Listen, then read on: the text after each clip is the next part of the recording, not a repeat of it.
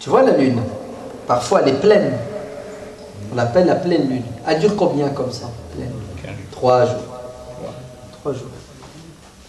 Oui. Une fois qu'elle est pleine, elle redevient toute fine. Ça s'appelle le croissant. Entre le début où elle est toute fine et la fin où elle est pleine, il faut 15 jours. Ouais. 15 jours, 14 jours. Je me suis. Quand les 3 sont alignés, ça veut dire que la lune, elle est pleine, elle va bouger un peu et on va voir le croissant. On va le voir s'il naît à un moment précis de la journée et qu'entre le moment de la naissance et le coucher du soleil, il y a assez de temps. Tu me suis? Si par exemple le croissant naît après le maghrib, tu ne le verras pas la nuit où il est né, tu ne le verras que le lendemain. Tu me suis? Donc quand le mec il te dit j'ai vu le croissant lunaire alors que il n'y a même pas eu de conjonction lunaire, il n'y a même pas eu de naissance, le mec il a vu quoi? Dites-moi ce qu'il a vu. Non. Il a? Il n'a rien vu. Il a vu du vent. Ouais. Il s'est trompé. Ou il a menti. D'accord? Ou il a fumé. Tu sais, tu as des hallucinations. Ouais, tu es dans le gaz. Il a eu un chèque. Comment? Ou bien il a eu un chèque. Non, non, il n'y a pas de chèque pour ça. Non, non, mais non, il n'y a pas de chèque pour ça. Ah non, non, tout sauf ça, il n'y a pas de chèque. Non, non, non, non. Il n'y a pas de chèque. T'inquiète. Donc, est-ce que l'erreur est possible, oui ou non? Mais bien sûr que l'année dernière, ils se sont trompés. L'année dernière, l'Arabie Saoudite a appelé à observer le croissant lunaire alors qu'ils n'ont jeûné que 28 jours. Vous entendez? Ils n'ont jeûné que 28 jours. Ils reconnaissent qu'ils se sont trompés au début, que le premier jour du Ramadan, c'était mardi et non pas mercredi. Et c'est toujours arrivé, ça. En l'espace de 40 ans, ils se sont trompés plus de 25 fois. Oui.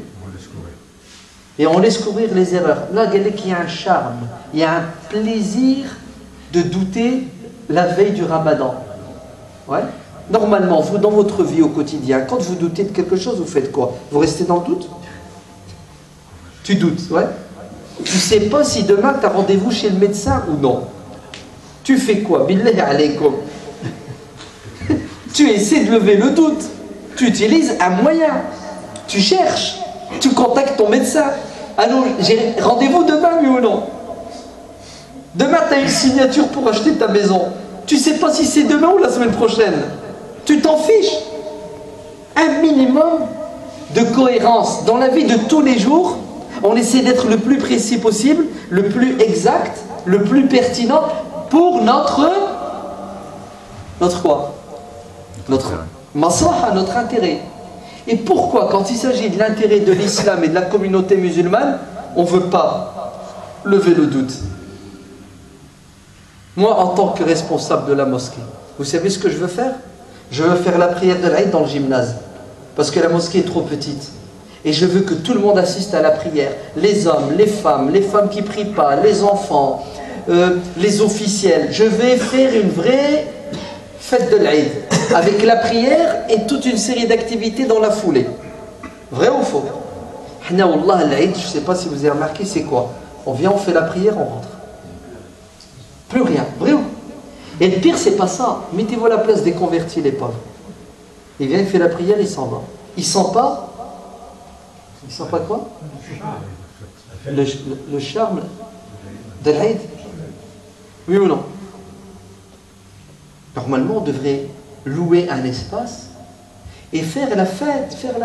Ya ibadallah, nos enfants, on leur dit demain c'est l'Aïd. Fais le wudu, on va faire la prière. C'est tout, l'Aïd s'arrête à la prière. Imaginez-vous, on vient avec nos enfants pour faire la prière de l'Aïd et dans la foulée, il y a quoi? Des châteaux gonflables à la Qatarda, des cadeaux, des pâtisseries, des chants, Allez. Un Aïd digne de ce nom. Je fais comment pour louer la salle? Je fais comment? J'entre en contact avec une administration. Alors je voudrais louer la salle pour la fête de l'Aïd. Pas de problème, on est en France, la laïcité. Oui, vous la voulez quand? Je ne sais pas. C'est charmant.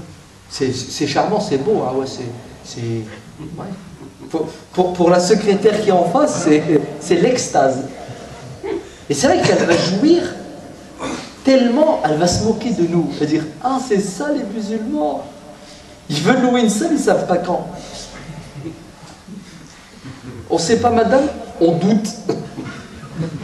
Mais pourquoi vous doutez? Ben, on ne sait pas c'est quand la fête de l'Aïd. On ne sait pas si c'est lundi ou mardi. Écoutez, moi j'ai besoin de savoir, en tout cas si vous ne savez pas, moi je dois savoir. Imaginez-vous, elle vous dit, bah, y a quelqu'un d'autre qui la demande. Allez-y, vous êtes prioritaire puisque vous c'est la fête. Vous la voulez quand? Écoutez, je vous le dirai dimanche à 11h. Pardon, à 23h. Dimanche à 23h. Parce que Christine, la secrétaire, elle vient de faire la rupture du jeûne, c'est ça? Elle vient de faire tarawih. Elle est... Wallahi mahzala. Tu sais plus quoi dire tellement c'est ridicule. Voilà. Et ne dites pas on va la louer les 2 jours. Ouais. Ne me dites pas ça s'il vous plaît. Tu sais pourquoi? Parce que vous allez gaspiller l'argent des musulmans. C'est la location. Ouais, et... Bon, bref. Vous êtes assez intelligent, vous avez compris. C'est bon?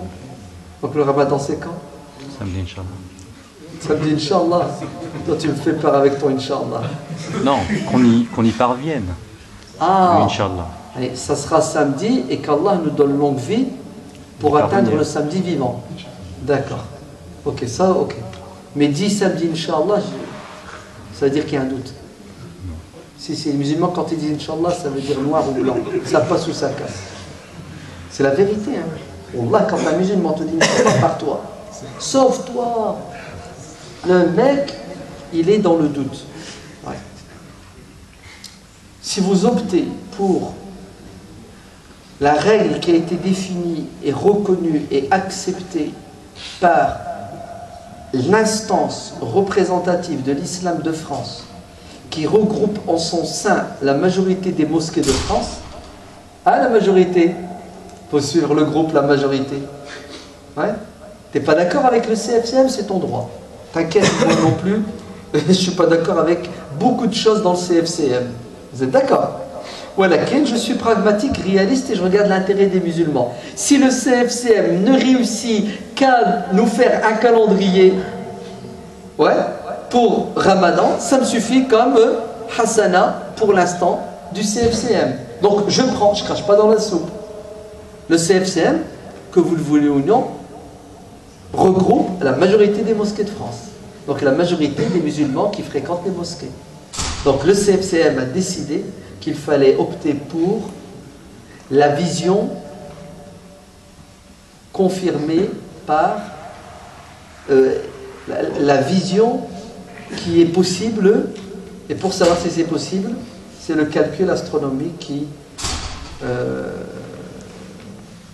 valide. Mais malheureusement, le CFCM n'a pas tenu sa parole l'année dernière, et cette année non plus il ne la tiendra pas. Alors, les mosquées qui veulent que l'islam de France s'organise et évolue doivent rester fermes sur leur position et leur choix, parce que c'est une question de temps, le bon sens leur portera. Wallahi, je me souviens, il y a 30 ans, plus que 30 ans, il y a 35 ans, 79, 78, 80, quand j'ai commencé à faire des conférences dans les mosquées, quand je prenais la parole, et bien entendu en français, je ne vais pas parler à des enfants en chinois, en arabe. Ouais. Réaction dans les mosquées. Les personnes âgées montaient au créneau. Arrête, haram, la yajouz, tu n'as pas le droit de parler en français. Ouais. La langue des kofars. Il faut parler l'arabe, la langue du paradis. Oh, on n'est pas au paradis. Hein. On est sur terre.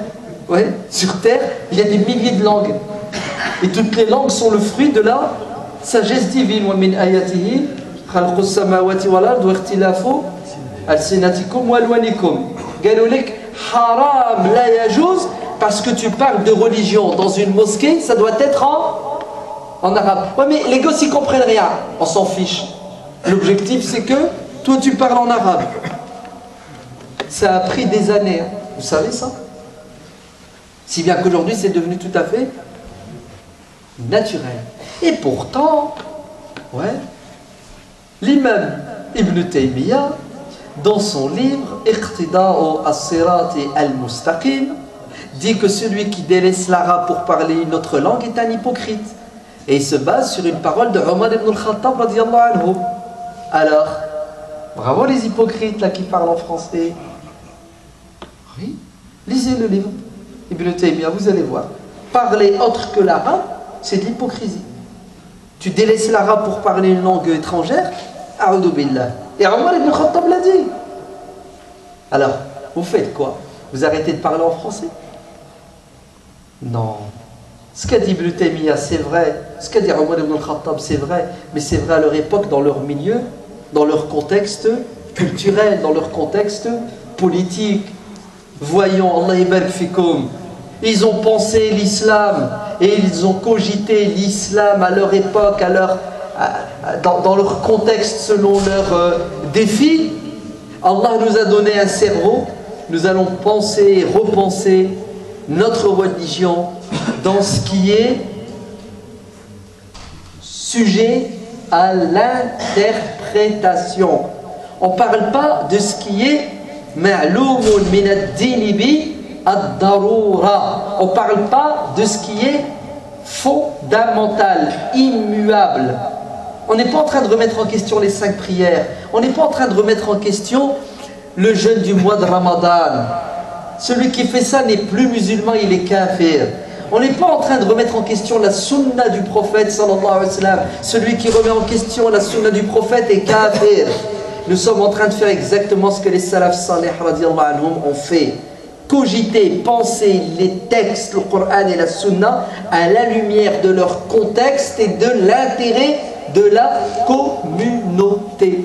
La preuve, ils étaient divergents sur la plupart des questions de fiqh. Et ils n'ont cessé de remettre en question des ijtihads passés. Et l'exemple d'Ibn Taymiyyah est flagrant. Je vous le dis, c'est l'Aïcha. Écoutez cet exemple d'Ibn Taymiyyah. Il est fort. Ibn Taymiyyah, radiyallahu anhu, à son époque, qu'est-ce qu'il découvre? Il découvre que les imams, les savants sont des muqallidoun, des suiveurs. Ils répètent ce que les autres ont dit. Ils font plus ce qu'on appelle de l'ijtihad, effort intellectuel de compréhension des textes à la lumière du contexte. Vous me suivez? À la lumière des défis, à la lumière des problématiques auxquelles il faut apporter des réponses. Et parmi les choses contre lesquelles Ibn Taymiyyah va se soulever, c'est un avis qui domine à l'époque chez tous les savants, les 4 écoles sunnites. Vous savez c'est quoi cet avis? C'est le talaq as-salath. Ouais. Vous savez ce que ça veut dire? Tu es assis avec ta femme, tu es en train de regarder la télé, vous vous prenez le bec, ouais. Tu t'emportes, tu sais ce que tu lui dis? T'es plus ma femme, t'es plus ma femme, t'es plus ma femme. Alors, elle reste encore ta femme après ça? Non? Très bien. À l'époque d'Ibn Taymiyyah, chez la majorité des savants, des 4 écoles, ijma, ça s'appelle, c'est ça? Celui qui dit à sa femme, tu n'es plus ma femme 3 fois, vous entendez? Sa femme lui est illicite, interdite. C'est un divorce, en fait c'est un aller simple sans retour.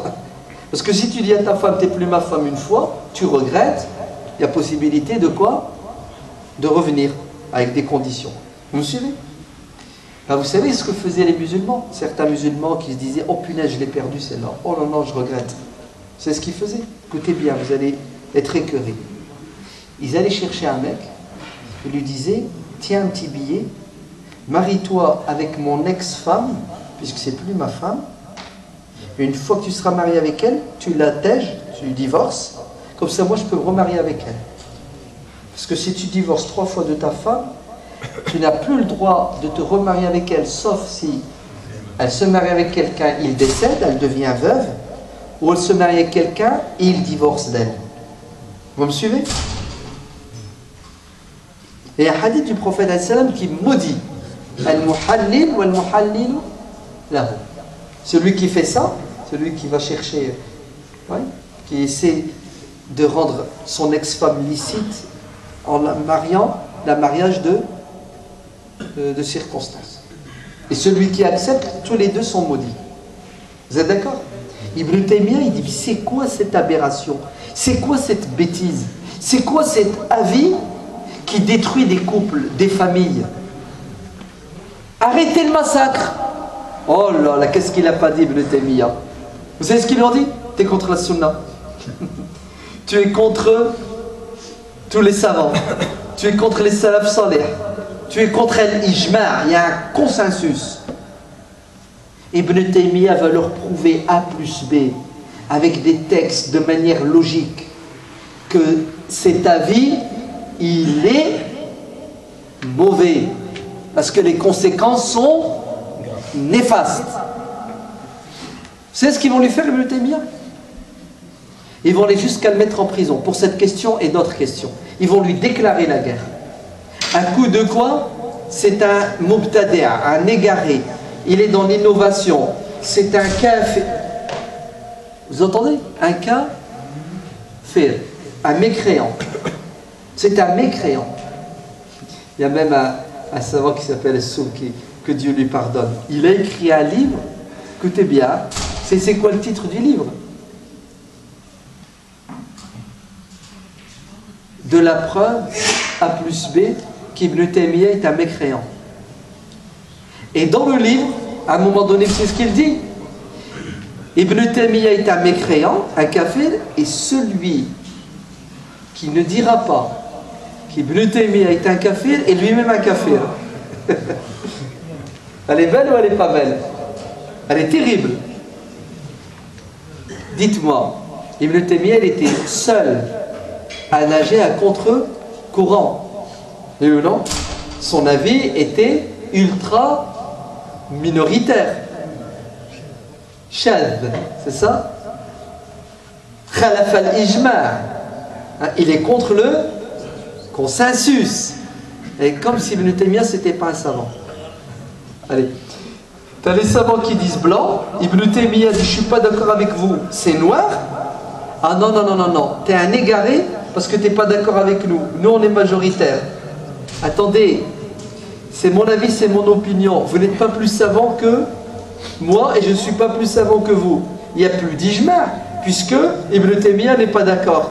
Il suffit qu'un savant ne soit pas d'accord pour que ton pseudo-ijma' vole en éclat. Oui ou non?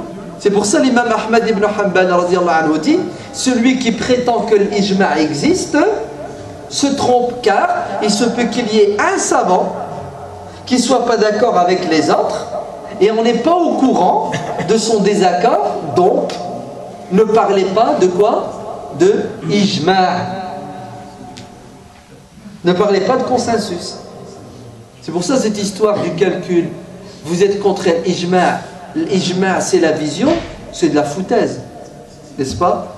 Parce que il y a des dizaines et des centaines de savants, des milliers de savants qui sont pour le calcul astronomique et non pour l'ijma'. À moins que vous ne les considériez pas comme des savants. Non, à moins que vous considériez leur ijtihad comme non avenu. En fait, vous savez ce qu'ils sont en train de faire? Ils sont en train de dire tu es contre l'ijma' parce que ton avis n'est pas bon. Mais t'es qui toi pour dire que mon avis n'est pas bon? Ouais? Vous comprenez? Quand il y a de l'irtilaf, chacun pense avoir raison. Si mon avis est erroné parce que toi, tu l'as déclaré comme étant erroné, mais ça va se retourner contre toi. Moi, je te dis que ton avis est erroné. Vous avez vu la bêtise et la stupidité? Très bien. Ibn Taymiyyah, rahimahullah, il avait raison ou il avait tort? À son époque, il avait tort pour la majorité, pour ceux qui étaient aveuglés par quoi? Par le taqlid, par le mimétisme. Ouais, par l'adoration des humains, par taqdis al-ashkhas wal-ara, comme si ceux qui avaient dit cela étaient infaillibles. On n'arrête pas de le dire, subhanallah. L'imam Malik radiallahu anhu dit: tout savant est sujet à la critique. Ce qu'il dit peut être vrai ou faux. Il n'y en a qu'un qui ne se trompe pas, c'est celui qui est enterré ici. Ce qu'il dit, c'est vrai. Mais j'ai oublié de finir tout à l'heure. Ibn al-Qayyim, il disait quoi? Il y a deux types de savants. Ceux qui disent Dieu a dit, le prophète a dit. Et il y a ceux qui disent qu'est-ce que Dieu veut dire, qu'est-ce que le prophète veut dire. C'est lequel le meilleur des deux types de savants? Deuxième? On va faire un vote. Ouais.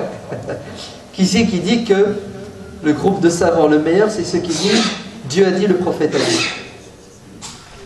Waouh! Une personne. Très bien. 2, 3, 4, 5. C'est bon. C'est votre avis. Vous savez qu'est-ce que dit Ibn al-Qayyim? Il dit les meilleurs, les vrais. Vous savez comment il les appelle? Les deuxièmes. Al-arifu billah. Ceux qui connaissent bien Dieu, c'est ceux qui disent qu'est-ce que Dieu veut dire, qu'est-ce que le prophète veut dire. Le contraire de vous cinq là. Vous savez pourquoi? Parce qu'Ibn al-Qayyim a très bien compris que les textes sont sujets à quoi? À l'interprétation. Si vous restez dans le littéralisme, vous rentrez dans un mur. Car le prophète sallallahu alayhi wa sallam a dit: si vous devez vous purifier après avoir être allé aux toilettes, vous utilisez 3 cailloux, 5 cailloux. Et il n'y en a pas ici qui utilisent des cailloux dans les toilettes pour se purifier. Vrai ou faux? Ça s'appelle l'istijmar. Non? Sunnatul istijmar. Dans le sahih de l'imam Muslim. Pas un ne fait ça. Vous savez pourquoi? Parce que vous dites tous: ouais, mais le prophète, quand il a dit d'utiliser des cailloux, Il n'y a pas de papier. c'est parce qu'il n'y avait pas de papier, c'est parce qu'il n'y avait pas de... etc. Et puis, en fait, ce que veut dire le prophète, c'est qu'il faut être pur. Il faut être propre, oui ou non? Ben, si aujourd'hui, on peut se purifier avec des lingettes, on utilise les lingettes. Vrai ou faux? Ben voilà. On est tous comme ça. Hein? Mais là, subhanallah, on fait un blocage. Avec la lune, on fait un blocage. Ouais. Je l'ai vu, je ne l'ai pas vu. Vous savez, Ibn Taymiyyah, qui s'est fait lapider, il est mort en prison, Ibn Taymiyyah. Il est mort en prison. Ibn Taymiyyah a failli mourir à cause de ces gens-là. Comme l'imam Tabari a failli être tué. L'imam Tabari, le grand imam Tabari, ils ont failli le tuer. Ceux qui n'étaient pas d'accord avec lui. Alors vous savez, Ibn Taymiyyah, ce qu'il a dit. Si à son époque, ça a choqué les savants, ils n'étaient pas d'accord et ils l'ont taxé d'égaré. Aujourd'hui, tous les savants musulmans du monde musulman, tous les tribunaux musulmans de tous les pays musulmans, vous avez le code de la famille. Alors, ils ont opté pour l'avis d'Ibn Taymiyyah ou bien l'avis des 4 écoles? Ils ont opté pour l'avis d'Ibn Taymiyyah parce que c'était le plus logique, c'était celui qui était le plus dans la philosophie de l'islam de l'intérêt. Très bien. Bah écoutez, je crois qu'il faut s'arrêter. Ouais. Que Dieu vous bénisse. Allah yabarak fikum. J'ai pas besoin de résumer, c'est clair? Non? Alors, si jamais c'est pas clair pour certains, on se donne rendez-vous après l'Aïcha. Mais pas dehors, parce qu'on va déranger les voisins. On se donne rendez-vous après l'Aïcha dans le coin là-bas, Inch'Allah. Oui. Et puis, on se donne rendez-vous sur le site. Vous tapez hassanikihussen.fr et vous allez sur mon site. Il y a une conférence sur le Ramadan, vision ou pas, et vous avez d'autres arguments, etc. Wallahu a'lam walhamdulillahi rabbil alamin.